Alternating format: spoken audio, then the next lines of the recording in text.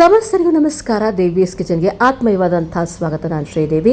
ಇವತ್ತಿನ ದೇವೀಸ್ ಕಿಚನ್ನಲ್ಲಿ ಇನ್ನು ಸ್ವಲ್ಪ ಡಿಫ್ರೆಂಟ್ ಆಗಿರೋವಂಥ ಒಂದು ಅಡುಗೆ ಮಾಡ್ತಾ ಇದ್ದೀನಿ. ಅದೇನಪ್ಪ ಅಂತಂದರೆ ಕಲರ್ಫುಲ್ ಟೂಟಿ ಫ್ರೂಟಿ. ಇದನ್ನು ನೀವು ಬೇಕರಿಗಳಲ್ಲಿ ಬನ್ನು, ಬ್ರೆಡ್ಡು, ಕೇಕ್ಗಳಲ್ಲಿ ಹಾಕಿರೋದು ನೋಡಿರ್ತೀರಾ. ಹಾಗೆ ಜ್ಯೂಸು, ಐಸ್ ಕ್ರೀಮಲ್ಲಿ ಹಾಕಿರೋದನ್ನು ನೋಡಿರ್ತೀರಾ. ಇವೆಲ್ಲದರ ಜೊತೆಗೆ ನಾವು ಟೂಟಿ ಫ್ರೂಟಿಯನ್ನು ಬೇರೆ ಬೇರೆ ಸ್ವೀಟ್ಗಳಲ್ಲಿ ಬಳಸೋದನ್ನು ನೋಡ್ತೀವಿ. ಬಹಳ ರುಚಿ, ಮಕ್ಕಳಿಗೆ ಬಹಳ ಇಷ್ಟ, ಮಕ್ಕಳೇನು ದೊಡ್ಡವ್ರಿಗೂ ಕೂಡ ಬಹಳ ಇಷ್ಟ. ಅಂತಹ ಟೂಟಿ ಫ್ರೂಟಿಯನ್ನು ಮನೆಯಲ್ಲೇ ಕಲರ್ ಬಳಸದೆ ಮಾಡೋದು ಹೇಗೆ ಅಂತ ಇವತ್ತಿನ ಕಿಚನ್ನೇ ಹೇಳ್ಕೊಡ್ತೀನಿ. Welcome to Devi's kitchen. ನೋಡ್ತಾ ಇರೋರು ಸಬ್ಸ್ಕ್ರೈಬ್ ಮಾಡ್ಕೊಳ್ದೇ ಇರೋರು ಸಬ್ಸ್ಕ್ರೈಬ್ ಮಾಡ್ಕೊಳ್ಳಿ. ನೋಡ್ತಾ ಇರೋರು ನೋಡಿದ ಕೂಡಲೇ ಹೇಗೆ ಅನ್ನಿಸ್ತು ಅಂತ ಹೇಳಿ ಲೈಕ್ ಮಾಡಿ, ಶೇರ್ ಮಾಡಿ, ಹಾಗೆ ಇದನ್ನು ಹೆಚ್ಚು ಜನರಿಗೆ ತಲುಪಿಸಿ ಅಂತ ಹೇಳ್ತಾ, ಆರೋಗ್ಯಕರವಾದಂಥ ಅಡುಗೆ ಮಾಡೋದು ಎಲ್ಲಿ ಅಂದರೆ ಅದು ದೇವೀಸ್ ಕಿಚನಲ್ಲಿ ಅಂತ 100% ಹೇಳ್ತಾ ಇದ್ದೀನಿ. ಸೊ ಈ ಆರೋಗ್ಯಕರವಾದಂಥ ಅಡುಗೆಯನ್ನು ನೀವು ಕಲ್ತ್ಕೊಳ್ಳಿ ಅಂತ ಹೇಳ್ತಾ ಇದ್ದೀನಿ. ಬನ್ನಿ ಕಲ್ತ್ಕೊಳ್ಳೋಣ ಹೇಗೆ ಮಾಡೋದು ಈ ಟೂಟಿ ಫ್ರೂಟಿ ಅನ್ನೋದನ್ನು. ಈಗ ನಮಗೆ ಬೇಕಾಗಿರೋದು ಪಪಾಯ ಹಾಗೆ ತಿನ್ನಿ ಅಂದರೆ ತಿನ್ನೋದಕ್ಕೆ ಸ್ವಲ್ಪ ಹಿಂದೆ ಮುಂದೆ ನೋಡ್ತಾರಲ್ಲ, ಅದನ್ನ ಈ ರೀತಿ ಬದಲಾಯಿಸಿಕೊಟ್ರೆ ತಿಂತಾರೆ. ಆರೋಗ್ಯಕ್ಕೂ ಒಳ್ಳೆಯದು, ಹಾಗೆ ಅಡುಗೆ ಕೂಡ ಸುಲಭ ಅಂತ ಹೇಳ್ತಾ, ಅಂಗಡಿ ತರೋದಕ್ಕಿಂತ ಮನೇಲಿ ಮಾಡೋದು ಸುಲಭ ಅಂತ ಹೇಳ್ತಾ ಇದ್ದೀನಿ.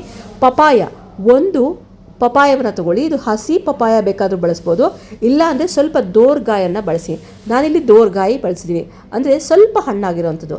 ಅದನ್ನು ಸಣ್ಣದಾಗಿ ಹಚ್ಕೋಬೇಕು. ಈ ರೀತಿ ಸಣ್ಣದಾಗಿ ಹಚ್ಕೊಂಡಾದ್ಮೇಲೆ ಒಂದು ಚೂರು ಆ ಪಾತ್ರೆಗೆ ಹಾಕಿ, ಪಾತ್ರೆ ಮೇಲೆ ಒಂದು ಚೂರು ನೀರು ಇರಬೇಕು. ಅಷ್ಟು ನೀರಿರೋ ಹಂಗೆ ಮಾಡಿ, ತುಂಬ ಹಾಕಬೇಡಿ ನೀರು. ಸ್ವಲ್ಪ ನೀರನ್ನು ಹಾಕಿ ಅದನ್ನು ನಾವು ಈಗ ಒಲೆ ಮೇಲೆ ಇಡೋಣ. ಒಲೆ ಮೇಲೆ ಅದು ಒಂದು ಕುದಿ ಬರಬೇಕು. ತುಂಬ ನುಣ್ಣಗೆ ಬೇಯಿಸಬಾರ್ದು. ಅದು ಸ್ವಲ್ಪ ಶಾಖ ಬಂದು ಒಂಚೂರು ಮೆತ್ತಗಾಗಬೇಕಷ್ಟೇ. ಜಾಸ್ತಿ ಎಲ್ಲ ಸ್ವಲ್ಪ ತಿಂದರೆ ಬಾಯಿಗೆ ಸಿಗಬೇಕು, ಗಟ್ಟಿಯಾಗಿರಬೇಕು. ಅಷ್ಟಕ್ಕೆ ಮಾತ್ರ ಬಿಸಿ ಮಾಡಿ ಒಂದು ಚೂರು ಕಾಯಿಸ್ಕೊಳ್ಳಿ. ಸ್ವಲ್ಪ ಹಸಿ ಪಪಾಯ ತುಂಬ ಹಸಿ ತೊಗೊಂಡಿದ್ರೆ ಆವಾಗ ನೀವು ಪರಂಗಿ ಹಣ್ಣನ್ನು ನೀವು ಒಂಚೂರು ಬೇಯೋ ಹದಕ್ಕೆ ಬರಬೇಕಾಗತ್ತೆ. ಬೇಯೋದು ಅಂದರೆ ನಿಮ್ಗೆ ಗೊತ್ತಲ್ಲ, ಹಸಿಯಾಗಿರುತ್ತಲ್ಲ, ಆ ಥರ ಬೇಯಿಸ್ಬೇಕಷ್ಟೇ. ಜಾಸ್ತಿ ನುಣ್ಣಗೆ ಬೇಯಿಸಬಾರ್ದು. ಇದು ತುಂಬ ಈಗ ದೋರ್ಗಾಯಿ ತೊಗೊಂಡಿದ್ದೀನಿ, ಅದಕ್ಕೋಸ್ಕರ ಸ್ವಲ್ಪ ಹೊತ್ತು ಮಾತ್ರ ನಾನು ಬಿಸಿ ಮಾಡ್ತೀನಿ. ಅದಾದ ನಂತರ ತೆಗೆದುಬಿಡೋಣ. ನೋಡಿ ಈ ರೀತಿ ಆಯ್ತಲ್ಲ. ತೆಗೆದುಬಿಟ್ಟಾದಮೇಲೆ ಏನು ಮಾಡಬೇಕಂತಂದರೆ ಒಲೆಯನ್ನು ಆರಿಸಿ ಸಂಪೂರ್ಣವಾಗಿ ನೀರನ್ನು ನಾವು ಬಸ್ಕೊಳ್ಬೇಕಾಗತ್ತೆ. ನೋಡಿ, ನೀರು ಇರಬಾರ್ದು. ಈ ರೀತಿಯಾಗಿ ನೋಡಿ, ಮುಟ್ಟಿದ್ರೆ ಹಾಗೆ ಗಟ್ಟಿ ಅನಿಸ್ಬೇಕು, ಆ ರೀತಿ ಇರಬೇಕು. ಪಿಚ ಅನ್ನೋ ಥರ ಇರಬಾರ್ದು. ಅದನ್ನು ನಾವೀಗ ತೆಗೆದು ನೀರು ಕಂಪ್ಲೀಟಾಗಿ ಬಗ್ಗಿಸ್ಕೊಂಡ್ಬೇಡ. ನೀರು ಕಂಪ್ಲೀಟಾಗಿ ಬಗ್ಗಿಸ್ಕೊಂಡು ಆದಮೇಲೆ ಅದನ್ನ ಪಕ್ಕಕ್ಕೆ ಇಡ, ತಣ್ಣಗಾಗಬೇಕು, ಫುಲ್ ತಣ್ಣಗಾಗಲಿ. ಆ ನಂತರದಲ್ಲಿ ಏನು ಮಾಡಬೇಕಾದ್ರೆ ಇನ್ನೊಂದು ಬಟ್ಲಿಗೆ ನಾವು ಪಪಾಯ ಎಷ್ಟಿದೆ ಅದರ ಅಳತೆಗೆ ಸಮವಾಗಿ ಸಕ್ಕರೆ ತೊಗೊಂಡ್ರೆ ಒಳ್ಳೆಯದು. ಸ್ವಲ್ಪ ಸಿಹಿ ಬೇಡ ಅನ್ನೋರು ಇನ್ನು ಸ್ವಲ್ಪ ಕಡಿಮೆ ತೊಗೊಳ್ಳಿ.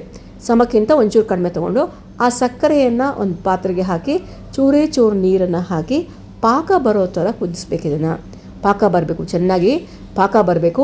ಆ ಪಾಕ ಒಂದೆಳೆ ಪಾಕ ಅಲ್ಲ, ಸ್ವಲ್ಪ ಗಟ್ಟಿ ಇರಬೇಕು. ಒಂದೆಳೆಗಿಂತ ಒಂಚೂರು ಗಟ್ಟಿ ಇರಬೇಕಾಗತ್ತೆ. ಅಷ್ಟರವರೆಗೂ ಪಾಕವನ್ನು ನೀವು ಮಾಡ್ಕೊಳ್ತಾ ಹೋಗಿ. ಒಲೆ ಮೇಲೆ ಇಡಿ, ಬಿಸಿ ಮಾಡಿ ಸಣ್ಣ ಉರಿಯಲ್ಲಿ ಪಾಕವನ್ನು ತೆಗಿಬೇಕಾಗತ್ತೆ. ಜೋರಾಗಿಟ್ಟರೆ ಏನಾಗುತ್ತೆ, ಬೇಗ ತಳ ಅಂಟ್ಕೊಂಡು ಥರ ಸೀದ ಥರ ಆಗೋಗುತ್ತೆ. ಅದಕ್ಕೋಸ್ಕರ ಏನು ಮಾಡಿ, ಒಂದು ಮೀಡಿಯಮ್ ಫ್ಲೇಮ್ ಇಟ್ಬಿಟ್ಟು ಅದನ್ನು ಕಾಯಿಸ್ತಾ ಹೋಗಿ. ಕಾಯಿಸ್ತಾ ನಿಮ್ಗೆ ಗೊತ್ತಾಗುತ್ತೆ. ತುಂಬ ಜನ ಸಿಹಿ ಮಾಡಿರ್ತೀರ, ಅದಕ್ಕೋಸ್ಕರ ಪಾಕದ ಅಳತೆಯನ್ನು ನಾನೇನು ಹೇಳ್ಕೊಡೋ ಅಂಥದ್ದಿಲ್ಲ. ಒಂದೆಳೆ ಪಾಕಕ್ಕಿಂತ ಚೂರು ಗಟ್ಟಿ, ಒಂದೆಳೆ ಪಾಕಕ್ಕಿಂತ ಒಂಚೂರು ಗಟ್ಟಿ ಆಗಬೇಕು. ಆ ರೀತಿಯಾಗಿ ನೋಡ್ಕೊಳ್ಳಿ. ನೀರಿನ ಅಂಶ ಸ್ವಲ್ಪ ಕಡಿಮೆನೇ ಇರಬೇಕು. ಇದರಲ್ಲಿ ಗಟ್ಟಿಯಾಗಿ ಸಕ್ಕರೆ ಪಾಕ ಕಾಣಿಸ್ತಾ ಇರಬೇಕು. ಆ ಹಂತದಲ್ಲಿ ಈ ಅರ್ಧಂಬರ್ಧ ಬೆಂದಂತಹ ಈ ಪಪಾಯ ಏನಿದೆ ಇವೆಲ್ಲವನ್ನು ಎಷ್ಟು ನೀವು ನೀರು ತೆಕ್ಕೊಂಡು ಎಷ್ಟು ಇಟ್ಟಿದ್ದೀರೋ ಅಷ್ಟನ್ನು ಇದಕ್ಕೆ ಒಟ್ಟಿಗೆ ಹಾಕ್ಬಿಡಿ. ಏನು ತೊಂದರೆ ಇಲ್ಲ. ಸ್ವಲ್ಪ ಬೇಕಾದರೂ ಹಾಕ್ಬೋದು, ಒಟ್ಟಿಗೆ ಬೇಕಾದರೂ ಹಾಕ್ಬೋದು. ಆದರೆ ಹಾಕಿದ ನಂತರ ಕಲಿಸ್ಬೇಕು. ಯಾಕಂದರೆ ಮೇಲೆ ಕೆಳಗಡೆ ಪಪಾಯ ಮುಳುಗುವಷ್ಟು ಪಾಕ ಇಲ್ವಲ್ಲ, ಅದಕ್ಕೋಸ್ಕರ ಅದನ್ನು ಮೇಲೆ ಕೆಳಗೆ ಕಲಿಸ್ತಾ ಹೋಗಬೇಕು. ಎಲ್ಲವನ್ನು ಹಾಕಿ ಒಂದೆರಡು ಸತಿ ಸ್ವಲ್ಪ ಇವಾಗ ಜೋರು ಮಾಡಿ, ಉರಿ ಜೋರು ಮಾಡಿ ಈ ಕಲಿಸ್ತಾ ಹೋಗಿ. ಕಲಿಸಿದಾಗ ನೀವು ಹೇಳಿದ್ರೆ ಆ ನೀರಿನ ಅಂಶ ಕಡಿಮೆ ಆಗ್ತಾ ಹೋಗಬೇಕು, ಸ್ವಲ್ಪ ಅದು ಗಟ್ಟಿ ಆಗ್ತಾ ಹೋಗಬೇಕು. ಅಲ್ಲಿವರೆಗೂ ನೀವು ಇಡಿ. ಅಂದರೆ ನಾನು ಅದಕ್ಕೆ ಹೇಳ್ತಾ ಇರೋದು, ನಿಮಗೆ ಪಾಕನ ಗಟ್ಟಿ ಮಾಡ್ಕೊಳ್ಳಿ, ಅದು ಬೇಗ ಆಗುತ್ತೆ. ಇಲ್ಲಾಂದರೆ ಆ ನೀರಿನ ಅಂಶ ಹೋಗಲಿ ಅಂತಂದರೆ ಮತ್ತೆ ಮೆತ್ತಗಾಗೋವಂಥ ಸಂಭವ ಇರುತ್ತೆ. ಅದಕ್ಕೋಸ್ಕರ ಏನು ಮಾಡಿ, ನೀವು ಗಟ್ಟಿ ಪಾಕ ಮಾಡಿಕೊಂಡು ಈ ರೀತಿಯಾಗಿ ಇದನ್ನು ಬಿಸಿ ಒಲೆ ಮೇಲೆ ಇಟ್ಟು ಆ ಒಂದು ಎಲ್ಲ ಪಪಾಯ ಎಷ್ಟು ಹೆಚ್ಚಿರ್ತೀರೋ ಅಷ್ಟನ್ನು ಹಾಕ್ಬಿಟ್ಟು ಗಟ್ಟಿಯಾಗಿ ಮಾಡ್ಕೊಳ್ತಾ ಹೋಗಿ. ಸೊ ಈಗ ಚೆನ್ನಾಗಿ ಅದು ಸಕ್ಕರೆಯಾಗೆ ಹೊಂದ್ಕೊಳ್ತೆ. ಸಕ್ಕರೆ ಆ ಎಲ್ಲ ಹೋಳುಗಳಿಗೂ ಹತ್ಕೊಂಡು ಚೆನ್ನಾಗಿರುತ್ತೆ. ಸೊ ಇಷ್ಟಾದರೆ ಆಗೋಯ್ತಾ, ರೆಡಿನಾ ಟೂಟಿ ಫ್ರೂಟಿ ಅಂದರೆ? ಇಲ್ಲ, ಇನ್ನೊಂದು ಸ್ವಲ್ಪ ಕೆಲಸ ಇದೆ. ಈ ರೀತಿಯಾಗಿ ನೀವು ಸಕ್ಕರೆ ಎಲ್ಲ ಅದಕ್ಕೆ ಹೊಂದ್ಕೊಂಡ್ಮೇಲೆ ಸ್ಟವನ್ನು ಆಫ್ ಮಾಡಿಬಿಡಬೇಕು. ಸ್ಟವ್ ಆಫ್ ಮಾಡಿದ್ಮೇಲೆ ನೋಡಿ, ನಿಮ್ಗೆ ಈ ರೀತಿ ಪಾಕ ಕಾಣಿಸ್ತಾ ಇರುತ್ತೆ. ಈ ಪಾಕ ಹೋಗೋದು ಹೇಗೆ ಅಂತಂದರೆ, ಅವಾಗೇನು ಮಾಡಬೇಕಂದ್ರೆ ಆ ಪಾತ್ರೆಯಿಂದ ತೆಗೆದು ಇನ್ನೊಂದು ಅಗಲವಾದ ಪಾತ್ರೆಗೆ ನೀವು ಈ ಒಂದು ಹೋಳುಗಳೆಲ್ಲ ಹಾಕ್ತಾ ಹೋಗಬೇಕು. ಅದರಲ್ಲೇ ಇದ್ದರೆ ಆಗೋದಿಲ್ಲ, ಅದು ಒಂದು ರೀತಿಯಾಗಿ ಗಟ್ಟಿ ನೀರಾಗಿರುತ್ತಲ್ಲ, ಗಟ್ಟಿಯಾಗೋದು ಸ್ವಲ್ಪ ಟೈಮ್ ತೊಗೊಳುತ್ತೆ.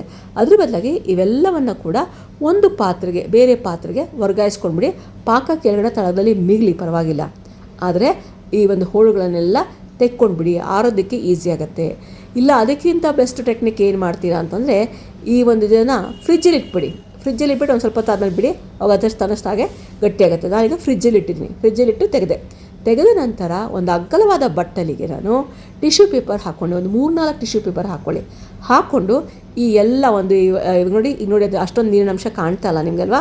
ಸೊ ಫ್ರಿಜ್ಜಲ್ಲಿರೋದ್ರಿಂದ ಗಟ್ಟಿಯಾಗಿದೆ. ಅದನ್ನು ತೆಗೆದು ಈ ಟಿಶ್ಯೂ ಪೇಪರ್ ಮೇಲೆ ಹರಡ್ಬಿಡಿ. ಟಿಶ್ಯೂ ಪೇಪರ್ ಮೇಲೆ ಚೆನ್ನಾಗಿ ಹರಡ್ಬಿಟ್ಟು ಅದನ್ನು ಮುಚ್ಚಬೇಕು. ಮುಚ್ಚಿದಾಗ ಏನಾಗುತ್ತೆ ಅಂದರೆ ಉಳಿದಂಥ ಒದ್ದೆ ಅಂಶನೆಲ್ಲ ಅದು ಹೀರ್ಕೊಳ್ತಾ ಹೋಗುತ್ತೆ. ಈ ಟೆಕ್ನಿಕ್ ಬೇಕಾದ್ರೆ ಯೂಸ್ ಮಾಡ್ಬೋದು, ಇಲ್ಲಾಂದರೆ ಬಿಸಿಲಿಗೆ ಬೇಕಾದ್ರೂ ಇಡ್ಬೋದು. ಸೊ ಈಗೇನಾಯಿತು, ಡ್ರೈ ಆಗಿದೆ ನೋಡಿ, ಡ್ರೈ ಆಗಿದೆ. Tutti Frooti ready. ನಾನಿಲ್ಲಿ ಕಲ್ಲರನ್ನು ಮಿಕ್ಸ್ ಮಾಡಿಲ್ಲ, ನೀವು ಬೇಕಾದರೆ ಫುಡ್ ಕಲರ್ಸ್ ಹಾಕ್ಕೋಬೋದು, ಬೇಡ ಅಂತಲೇ ಮಾಡಿಲ್ಲ. ಸೊ ರೆಡಿಯಾದಂಥ ಟೂಟಿ ಫ್ರೂಟಿನ ಜ್ಯೂಸು, ಐಸ್ ಕ್ರೀಮು, ಕೇಕು ಯಾವುದಕ್ಕೆ ಬೇಕಾದರೂ ಹಾಕ್ಕೊಂಡು ಸಮೃದ್ಧವಾಗಿ ತಿನ್ನಬಹುದು. ಪ್ರಯತ್ನ ಮಾಡಿ. ಖುಷಿ ಆಯಿತು ಈ ಒಂದು ಅಡುಗೆ ಅಂದರೆ ನನಗೆ ಲೈಕ್ ಮಾಡಿ, ಶೇರ್ ಮಾಡಿ, ಕಮೆಂಟ್ ಮಾಡಿ ಅಂತ ಹೇಳ್ತಾ ಮತ್ತೊಂದು ವಿಡಿಯೋಲಿ ಮತ್ತೆ ಸಿಗ್ತೀನಿ. ನಮಸ್ಕಾರ ಎಲ್ರಿಗೂ.